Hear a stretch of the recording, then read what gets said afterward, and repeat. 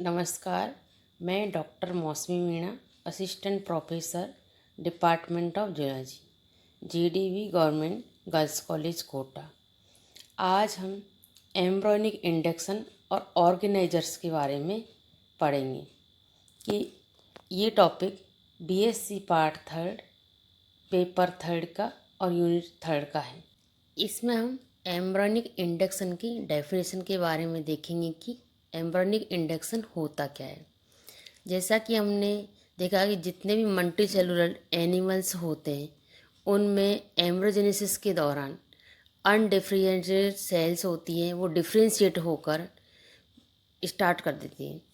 Differentiate और ऑर्गेनेसिस के दौरान बाहरी और इंटरनल जो सेल्स होती है वो मिलकर एक प्राइमरी आर्केंट्रॉन बनाती है और इस आर्केंट्रॉन में कई सारे टिश्यूज होते हैं और उनकी जो सेल्स के बीच में अनेक प्रकार की इंटरेक्शंस होती हैं और उन्हें ही एम्ब्रॉयनिक इंडक्शन कहते हैं। एम्ब्रॉयनिक इंडक्शन एक प्रकार का मॉर्फोजेनेटिक इफ़ेक्ट है जिसमें एक एम्ब्रॉयनिक टिश्यू एक प्रकार के केमिकल को स्टिमुलस का प्रेषण करता है और वो क्या करता है, वो दूसरे एम्ब्रॉयनिक टिश्यूज को भी किसी डिफरेंशिएट स्ट्रक्चर की मॉडिफिकेशन हेतु प्रभावित करता है।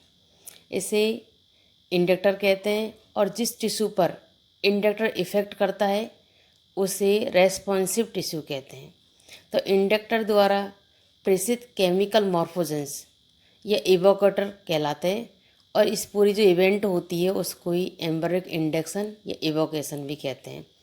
इस प्रकार इसमें क्या होता है कि जो एम्ब्रॉयनिक इंडक्शन है वो एक प्रकार के डिटर्मिनेटिव रिएक्शन होती है और उसमें इफ़ेक्टिव जो टिश्यू होते हैं वे एक प्रकार के प्रोटीन सिंथेसिस का प्रतिरूप होता है और उनमें जो इफ़ेक्टिव टिश्यू का बिहेवियर और डेमोस्ट्रेशन पूर्ण रूप से चेंजेज हो जाता है।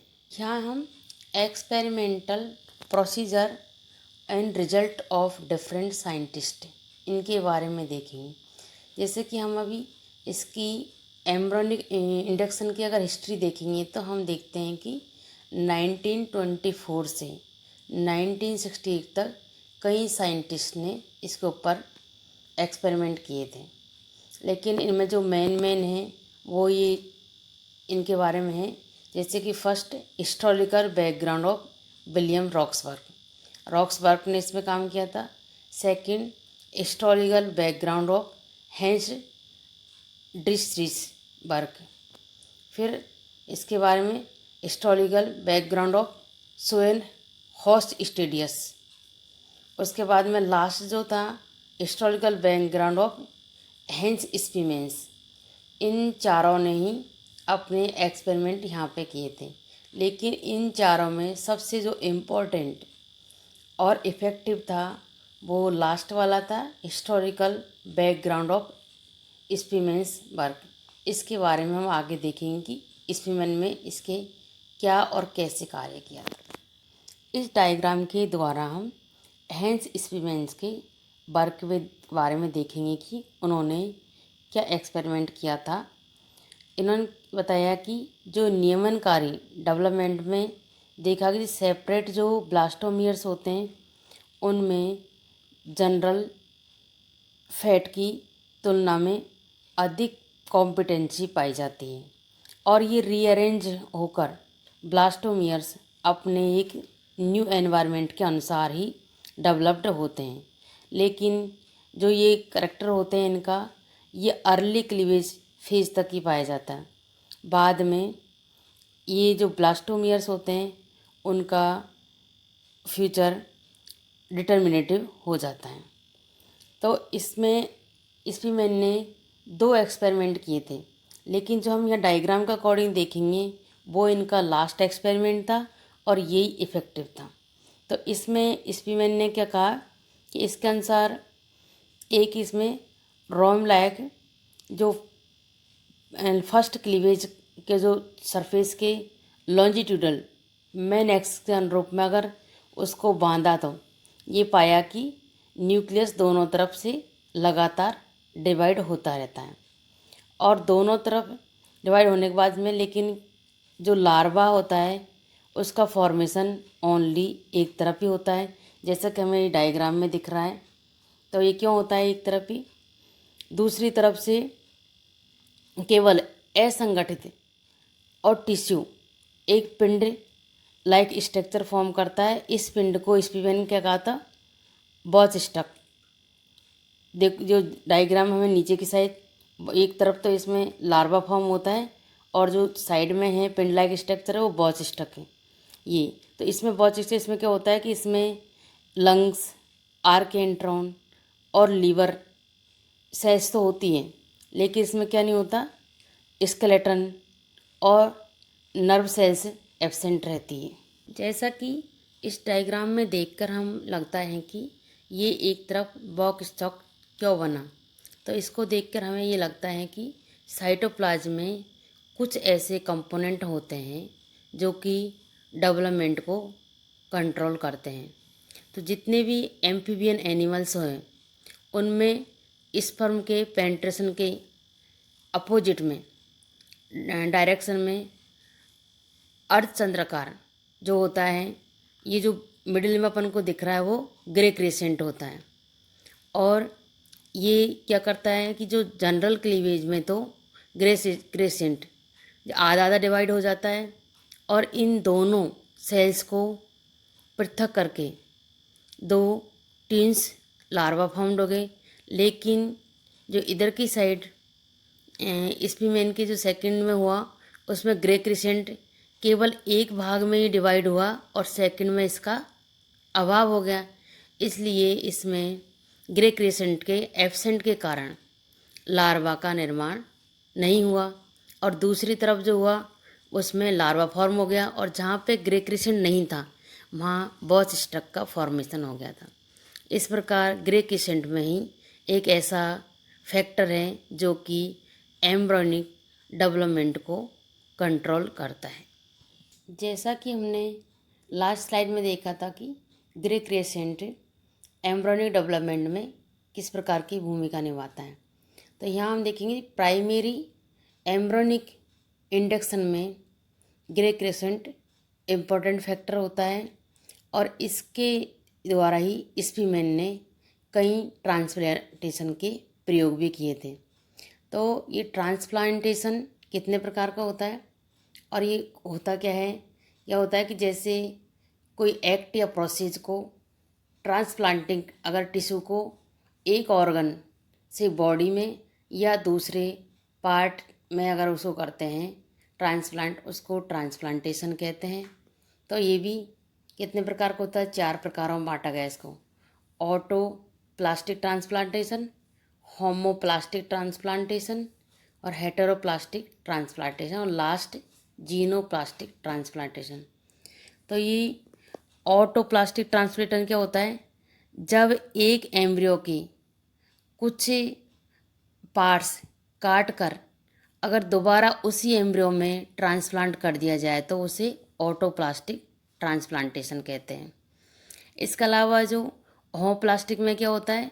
जब एक ही स्पीसीज के एम्ब्रियो का कुछ पार्ट उसी स्पीसीज के एम्ब्रियो में ट्रांसप्लांट कर दिया जाए तो उसे होमोप्लास्टिक ट्रांसप्लांटेशन कहते हैं।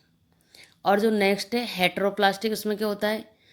उसमें फर्स्ट में तो एक ही एम्ब्रियो था और सेकंड में स्पीसीज का चेंज हुआ और थर्ड में अगर एक ही जीनस की 2 स्पीसीज के मध्य अगर ट्रांसप्लांटेशन हो तो उसको हेटेरोप्लास्टिक कहते हैं। और लास्ट है जीनोप्लास्टिक ट्रांसप्लांटेशन। यह क्या होता है? यदि 2 दूर के जो रिलेटिव होते हैं उनकी स्पीसीज के मध्य में अगर ट्रांसप्लांटेशन किया जाए तो वो जीनोप्लास्टिक ट्रांसप्लांटेशन होता है। इस डायग्राम के द्वारा हम टिश्यू प्लांटेशन के बारे में देखेंगे। टिश्यू प्लांटेशन कैसे होता है और कब होता है। यहाँ पर हमने टिश्यू ट्रांसप्लांटेशन के बारे में इसको 2 भागों में बांट लिया गया है। एक तो फर्स्ट अर्ली गैस्ट्रुलेशन और सेकंड है लेट गैस्ट्रोला। इन दोनों में ट्रांसप्लांटेशन में क्या होता है। जो अर्ली गैस्ट्रोले के ब्लास्टोमियर्स को यदि ट्रांसप्लांट करें तो उसमें ट्रांसप्लांटेशन जो ग्राफ्ट होते हैं वो अतिथ्य टिश्यू के रीजनल एनवायरनमेंट के अनुरूप ही डेवलप होते हैं, क्योंकि इन सेल्स का जो फ्यूचर है वो अभी डिटर्मिनेटिव नहीं हुआ। और यदि लेट गैस्ट्रोला की जो सेल्स होती है उनमें आतिथ्य टिश्यूज़ में ट्रांसप्लांट किया जाए तो ट्रांसप्लांटेशन जो सेल्स होती हैं वो उनके अनुरूप ही और फ्री रूप से डेवलप होती हैं। इसलिए अर्ली गैस्ट्रोला अवस्था में डिपेंडेंट डेवलपमेंट पाया जाता है, जबकि जो लेट गैस्ट्रोला फेज होती है उसमें ऑटोनोमस डिपेंडेंट डेवलपमेंट पाया जाता है। इसलिए गैस्ट्रोला के जो लास्ट में ब्लास्टोमियर की कॉम्पिटेंसी सीमित हो जाती हैं और ये सेल्स डिटर्मिनेटिव हो जाती हैं। जैसा कि हमने देखा कि अर्ली में संभावी जो न्यूरल प्लेट होती है एक्टोडर्म, वो संभावी, इसमें एपिडर्मिस आतिथ्य क्षेत्र होता है और इसका डोनर जो पार्ट होता है वो एपिडर्मिस होता है। इसलिए जो आश्रित डेवलपमेंट होता है। और सेकंड, संभावी जो एपिडर्मिस होता है वो संभावी न्यूरल प्लेट एक्टोडर्म का आतिथ्य क्षेत्र होता है और इनका जो डोनर टिश्यू का डिफ्रेंशिएशन होता है वो संभावी न्यूरल प्लेट का एक्टोडर्म होता है। और जो लेट गैस्ट्रोन फेज होती है उसमें संभावी neural plate ectoderm donor area में आता है और संभावी एपिडर्मिस। इनका जो आतिथ्य क्षेत्र होता है वो क्या होता है, संभावी एपिडर्मिस और संभावी न्यूरल प्लेट एक्टोडर्म। और इनका जो डोनर टिश्यू होता है वो कौन सा होता है, संभावी न्यूरल प्लेट और एपिडर्मिस। और तो ये ऊपर वाला जो अर्ली गैस्ट्रोन फेज होती है उसमें डिपेंडेंट डेवलपमेंट होता है दोनों, और इसमें ऑटोनोमस डेवलपमेंट होता है लेट वाले में। अब हम टाइप्स ऑफ एम्ब्रियोनिक इंडक्शन के बारे में देखेंगे कि इसको कितने भागों में बांटा गया है। लॉपट्रुप ने एम्ब्रियोनिक इंडक्शन को 2 भागों में बांटा गया है। इसका जो डिवाइड किया गया है वो लॉपट्रुप के द्वारा किया गया था। फर्स्ट तो एंडोजीनस इंडक्शन और सेकंड एक्सोजीनस इंडक्शन। तो एंडोजीनस में क्या होता है कि कुछ एम्ब्रियोनिक जो सेल्स होती हैं उनमें अंतर्जात रूप से उत्पन्न इंडक्टर के कारण इनमें सेल्फ की डिफरेंशिएशन की क्रिया स्टार्ट हो जाती है और इसके द्वारा अगर इंडक्शन अन फैक्टर्स जैसे असमान डिफरेंशिएशन, सेल्स का छोटी होना, योग युक्त जो सेल्स होती हैं उनका, और घातक सेलुलर लाइसिस द्वारा भी ये प्रभावित हो जाता है। जबकि जो सेकंड वाला एक्सोजीनस इंडक्शन है, इसमें क्या होता है कि इसमें जो इंडक्शन में संपर्क के द्वारा ही एम्ब्रियोनिक सेल्स में नए प्रकार के डिफरेंशिएशन प्रतिरूप संपन्न होते हैं। और यह भी 2 प्रकार का होता है, जैसा इसमें फर्स्ट ए होमोटाइपिक इंडक्शन और सेकंड हेटेरोटाइपिक इंडक्शन। अब होमोटाइपिक इंडक्शन में क्या होता है कि जब इंडक्शन के द्वारा प्रेरक अपने ही समान सेम टिश्यूज के फॉर्मेशन को अगर प्रेरित करता है तो उसे होमोटाइपिक इंडक्शन कहते हैं। और हेटेरोटाइपिक इंडक्शन में क्या होता है कि जब इंडक्शन के द्वारा प्रेरक अपने से जो भिन्न अगर डिफरेंट प्रकार के टिश्यूज के फॉर्मेशन को प्रेरित करता है तो उसे हेटेरोटाइपिक इंडक्शन कहते हैं। यहाँ हम नेचर ऑफ इंडक्शन के बारे में देखेंगे। जैसा कि इंडक्शन पर कई साइंटिस्ट जैसे स्पीमैन, बेडिंगटन, नीदम और फिशर इनके द्वारा कई एक्सपेरिमेंट किए और इन्होंने kidney, liver, adrenal gland, glycogen और स्टीरॉयड इन सभी प्रेरक के गुण भी बताए। एक सजीव में इंडक्शन लिविंग स्टेज में नहीं, डेथ स्टेज में भी होता है। यदि जैसा कि ब्लास्टोपोर लिप को एल्कोहल या पेट्रोल से डेथ करके भी ट्रांसप्लांटेशन किया जाए तो भी ये इंडक्शन इफेक्ट शो करता है। और अगर आर्केंट्रॉन रूप से कुछ स्पेसिफिक केमिकल्स निर्मुक्त होते हैं जो कि इंडक्शन को संपन्न करते हैं, इसलिए ऐसा माना गया है कि इंडक्शन मैटर प्रोटीन और राइबोन्यूक्लियोप्रोटीन हो सकते हैं। जब इंडक्शन इफेक्ट डालने वाले केमिकल्स होते हैं वही प्रोटियोलाइटिक एंजाइम से रिएक्शन कराई जावे तो इंडक्शन कैपेसिटी भी कम हो जाती है।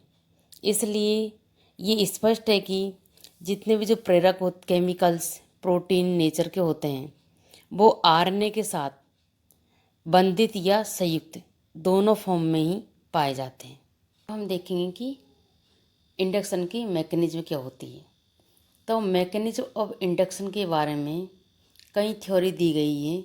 इन थ्योरीज के बारे में देखेंगे, जैसे कि फर्स्ट प्रोटीन डीनेचुरेशन थ्योरी, और second gradient theory of natural induction, और थर्ड वन फैक्टर थ्योरी, और फोर्थ सेक्शन और टॉयबोनिन, और फिफ्थ है ionic theory of neural induction, और लास्ट है न्यूरो ट्रांसमीटर थ्योरी। अब इनके बारे में देखिए कि इनमें हर एक थ्योरी में क्या होता है।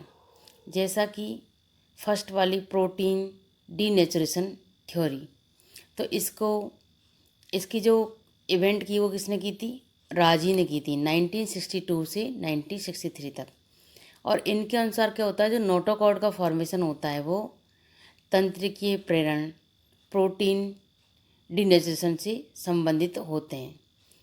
और इनके अनुसार ग्रे ग्रेसियंट और डोर्सल लिप ये ज़्यादा मेटाबॉलिक एक्टिविटीज़ के स्थल पर हो, और इन स्थानों पर प्रोटीन का डीनेचुरेशन होता है। और सेकंड जो ग्रेडियंट थ्योरी में क्या होता है, gradient theory of neural induction में ये टॉयबोनेन ने 1955 से 66 और यामादा ने 1961 में इसके ऊपर कार्य किया था। इनके अनुसार क्या होता है कि एम्ब्रियोनिक इंडक्शन में दो सेपरेट फैक्टर होते हैं, वो कौन से, न्यूरोलाइजिंग एजेंट और सेकंड मीजोडर्मोलाइजिंग एजेंट। ये दोनों ही इसमें हेल्प करते हैं। न्यूरोलाइजिंग फैक्टर की कंसंट्रेशन डोर्सल सरफेस पर ज़्यादा होती हैं और लेटरल में इनकी कंसंट्रेशन कम होती है, जबकि जो मीजोडर्मोलाइटिंग फैक्टर होता है एजेंट, उसकी मैक्सिमम कंसंट्रेशन पोस्टीरियर भाग में और मिनिमम जो होती है कंसंट्रेशन वो एंटीरियर भाग में पाई जाती है। तो इनके द्वारा जो एंटीरियर भाग में न्यूरोलाइजिंग फैक्टर फोरब्रेन और जो मिडिल भाग में न्यूरोलाइजिंग और मीजोडर्मलाइजिंग फैक्टर मिडिल और पोस्चर ब्रेन का, और जो पोस्चर भाग में होता है वो मीजोडर्मोलाइजिंग फैक्टर स्पाइनोकॉर्डल स्ट्रक्चर के फॉर्मेशन हेतु भी एक प्रेरण का कार्य करते हैं। इसके बाद में जो थर्ड वाली है वन फैक्टर थ्योरी, इसमें क्या होता है कि वन फैक्टर थ्योरी को न्यूकूप ने 1966 में इसके बारे में बताया कि जो जितने भी लिविंग नोटोकॉर्ड को प्रेरक के रूप में काम में लिया, और बताया कि केवल एक फैक्टर एक्टोडर्म को तंत्रिकीय टिश्यूज में रूपांतरण को ये इंड्यूस करता है।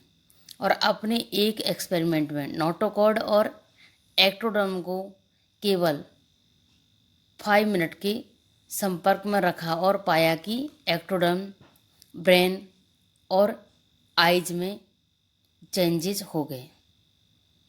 इसके अलावा जो फोर्थ नंबर का है सेक्शन और टॉयबोनिन, सेक्शन और टॉयबोनिन का जो थ्योरी है वो सेक्शन और टॉयबोनिन ने दी थी 1962 में।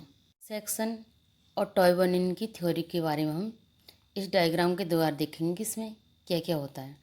जैसे कि प्रेरक रूप से जो एक्टिव टिश्यूज को रासायनिक रूप में सेपरेट करने पर इनका इंड्यूस इफेक्ट डिफरेंट हो जाता है। जैसे जो आद मस्तिष्क में जो प्रेरक की रासायनिक प्रकृति होती है वो हाइंड ब्रेन की प्रेरक से पूर्ण रूपेण डिफरेंट होती है, और जो कंबाइंड इंडक्टर होता है उसका एक ही कारक टेल स्ट्रक्चर के इंडक्शन को सेलेक्टिव रूप से भी नष्ट कर देता है। इस डायग्राम के द्वारा हम ionic theory of neural induction के बारे में देखेंगे कि इस थ्योरी में क्या होता है। सबसे पहले तो हम देखते हैं कि इस थ्योरी का प्रतिपादन एल.जी. बार्थ और एल.टी. बार्थ और एल.जी. बार्थ ने किया था। एल.जी. बार्थ ने तो 1968 में किया था और एल.टी. बार्थ ने 1969 में किया था। तो इन्होंने क्या कहा था कि एक मॉडल प्रस्तावित किया था, और इस मॉडल के अनुसार ब्लास्टुला स्टेज में एक्टोडर्म ब्लास्टोसील को घेरे रहती है, और इस ब्लास्टोसील में सोडियम, पोटेशियम, कैल्शियम इन सबों को ये रिलीज करती हैं, और गैस्ट्रेशन के दौरान ही कार्डोमीजोडर्म इन्वेजिनेट होती हैं और एक्टोडर्म के नीचे जाके सेटल हो जाती हैं। तो इस प्रकार इसमें क्या होता है कि एक्टोडर्म और कार्डोमीजोडर्म के मध्य में बाह्य कोशिकीय आर्केंट्रॉन उपस्थित होती हैं, और वेंट्रल साइज में क्या होता है एक्टोडर्म भी अभी भी आंशित होती रहती है और ब्लास्टोसील के कांटेक्ट में भी रहती है, और इनमें जो आयंस होते हैं वो ब्लास्टोसील्स द्वारा ही रिलीज होते रहते हैं। तो इसमें क्या होगा, जो संभावी न्यूरल एक्टोडर्म द्वारा जो आयंस होते हैं वो निर्मुक्त होते हैं, और वो दो लेयर्स के मध्य में एकत्रित होते रहते हैं, जिससे सोडियम की जो कंसंट्रेशन होती है वो बढ़ती रहती है, और ब्लास्टोसील में सोडियम की कंसंट्रेशन थोड़ी कम होती है, जबकि जो एनिमल पोल होता है उसके तरफ दोनों लेयर्स के मध्य में कैल्शियम की कंसंट्रेशन भी बढ़ जाती है। और इसके कारण क्या होता है कि माइक्रो जो फिलामेंट में कॉन्स्ट्रक्शन स्टार्ट हो जाता है, जिससे सेल्स का आकार स्तंभाकार, एक बोतल के आकार का और फ्लास्क के आकार का या पिरामिड के आकार का हो जाता है। ये सभी जो आयंस होते हैं वो क्या करते हैं कि एडेनिल साइक्लेज एंजाइम को भी इफेक्ट करते हैं।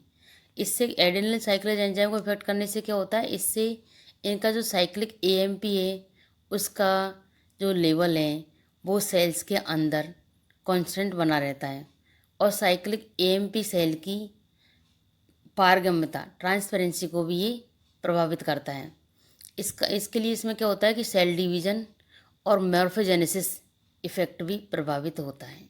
अब हमारी मैकेनिज्म ऑफ इंडक्शन की जो लास्ट थ्योरी थी वो न्यूरोट्रांसमीटर थ्योरी थी। तो उसके बारे में देखेंगे। इस थ्योरी को मेक मोहन ने 1974 में प्रतिपादित किया था, और इस थ्योरी के अनुसार क्या होता है कि जो इंडक्शन टिश्यूज से सीरोटोनिन, एसिटिल कोलिन के समान न्यूरोट्रांसमीटर का सीक्रेशन किया जाता है, और ये मटेरियल प्रभावी टिश्यू पर जाकर वहाँ साइक्लिक एएमपी और साइक्लिक जीएमपी की जो क्वांटिटी होती है उसको कंट्रोल करते हैं, और ये चक्रीय एएमपी जीन रिएक्शंस को भी कंट्रोल करते हैं, जिससे डेवलपमेंट की एक स्पेसिफिक दिशा में संपन्न होता है। इसमें हम ऑर्गेनाइजर के बारे में देखेंगे कि ऑर्गेनाइजर होता क्या है।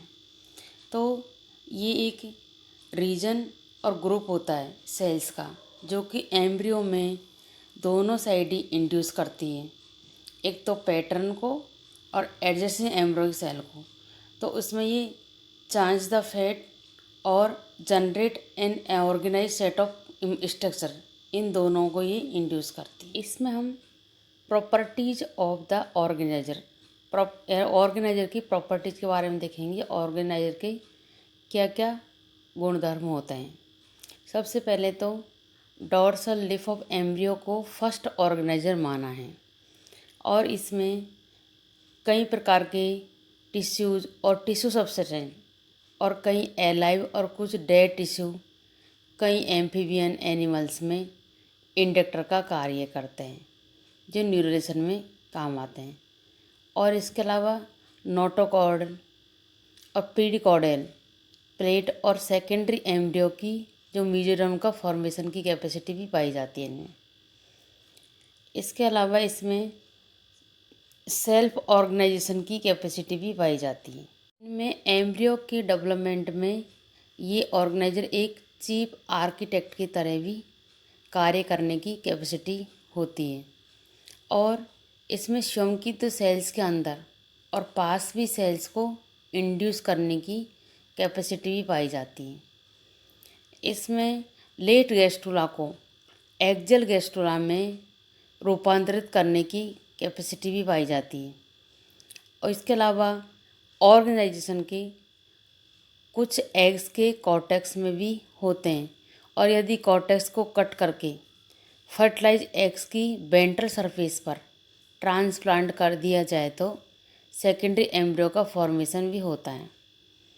इसके अलावा ऑर्गेनाइजेशन को कन्वर्ट सेल की सेकेंडरी इंड्यूसर का कार्य भी कर सकती हैं और एक इंड्यूस क्षेत्रीय स्पेसिफिक होते हैं ये और इसमें एक प्रेरक की जो इंडक्शन कैपेसिटी है वो रीजनल स्पेसिफिक होने के साथ ही इसका प्रभाव भी स्टेट डिपेंडेंट पर भी निर्भर करता है। यहाँ हम फ्रॉग के एम्ब्रियो के में आई का डेवलपमेंट के बाद हम देखेंगे आई का डेवलपमेंट कैसे होता है। इससे पहले हमने देखा कि जो कॉर्डो मेसोडर्म होता है वो एक प्राइमरी ऑर्गेनाइजर के रूप में कार्य करता है और ये फोरब्रेन और ऑप्टिक एरिया के फॉर्मेशन को इंड्यूस करता है। इससे ये एंटीरियर पार्ट एम्ब्रियो के एंटीरियर पार्ट में होता है और इसकी जो ऑप्टिक एरिया होते हैं वो वेजिनेट्स होते हैं। वो ऑप्टिकल वेसिकल बनाने के लिए वेजिनेट होते हैं और इनका जो इन्वेजिनेशन होता है वो double walled cup like optic cup के रूप में होता है। इसके अलावा इसमें ऑप्टिक का कप है जो ऑप्टिक कप वो भी एक सेकेंडरी ऑर्गेनाइजर का काम करता है और ये लेंस के फॉर्मेशन में इंड्यूस करते हैं और एक्टोडर्म को ओवरलेइंग का काम करते हैं। इसके अलावा जो लेंस होते हैं वो भी एक टर्सरी ऑर्गेनाइजेशन का काम करते हैं।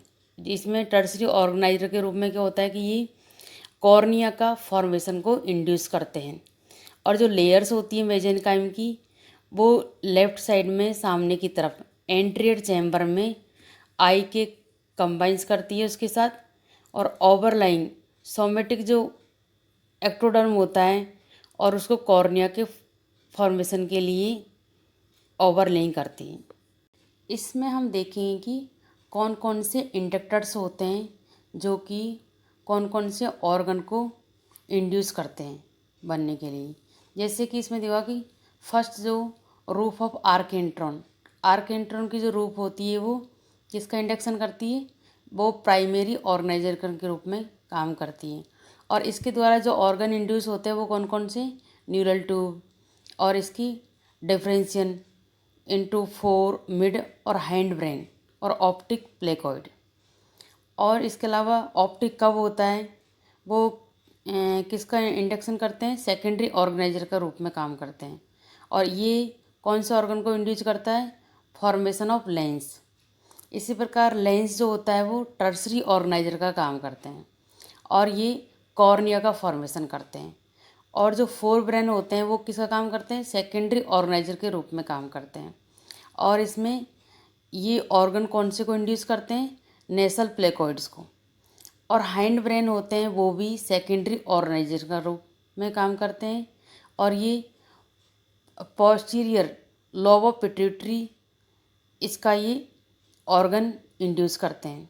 इसी प्रकार जो एनुलर कार्टिलेज होता है वो ईयर वेसिकल और ऑप्टिक कैप्सूल और ईयर प्लेकॉर्ड्स का रूप में ऑर्गन इंड्यूस करते हैं और ये भी सेकेंडरी ऑर्गेनाइजर होता है। इसी प्रकार जो नोटोकॉर्ड होती हैं वो टर्सरी इंडक्टर के रूप में कार्य करते हैं और ये टिम्पेनिक मेम्ब्रेन का इंड्यूस करती है। और फेरेंजियल जो एंडोडर्म होती हैं वो क्वाटर्नरी ऑर्गेनाइजर का काम करती हैं और ये टीथ का डेवलपमेंट में इंड्यूस करती हैं। और न्यूरल क्रस्ट जो ट्रंक रीजन में न्यूरल क्रस्ट होती है वो सेकेंडरी ऑर्गेनाइजर का काम करते हैं और ये मीजेनकाइम को इंड्यूस करती है। इस पर जो मीजेनकाइम होता है वो टर्सरी इंडक्टर होता है और ये डोर्सल फिन के डेवलपमेंट को इंड्यूस करती है। जैसा कि हमने पिछली स्लाइड्स में देखा था कि आर्केंट्रॉन की जो रूफ होती है उसको एंटीरियर पोस्टीरियर डायरेक्शन में डिफरेंट पार्ट्स के फॉर्मेशन में डिवाइड किया गया है।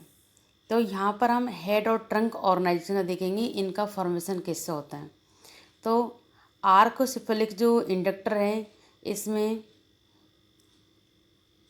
अग्र मस्तिष्क, आइज और नोजल का इंड्यूस का काम करते हैं और ड्यूटेरोसिफेलिक जो इंडक्टर होता है वो पश्च मस्तिष्क, ईयर का इंडक्शन करते हैं। तो यहाँ पर जो आर्केंट्रॉन की रूप होती है उसका मिडिल पार्ट होता है वो नोटोकॉर्ड और इसके नज़दीकी जो स्ट्रक्चर के इंडक्शन के लिए भी उत्तरदायी है। इसमें हम देखेंगे ट्रंक रीजन और हेड रीजन का ऑर्गेनाइजेशन कैसे होता है। तो इसे हम कहते हैं स्पाइनोकॉर्डल इंडक्टर भी कहते हैं। और जैसा कि इसमें दिखाया गया डायग्राम के ऊपर की साइड में हेड ऑर्गेनाइजेशन ट्रांसप्लांट होता है और नीचे की साइड है वो ट्रंक ऑर्गेनाइजेशन ट्रांसप्लांटेड होता है।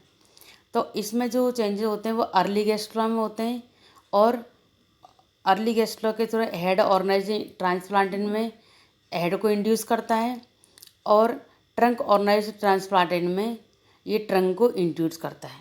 सभी को धन्यवाद। इस प्रकार आज का हमारा जो टॉपिक एम्ब्रॉयडरी इंडक्शन और ऑर्गेनाइजर ये कंप्लीट हो गया है।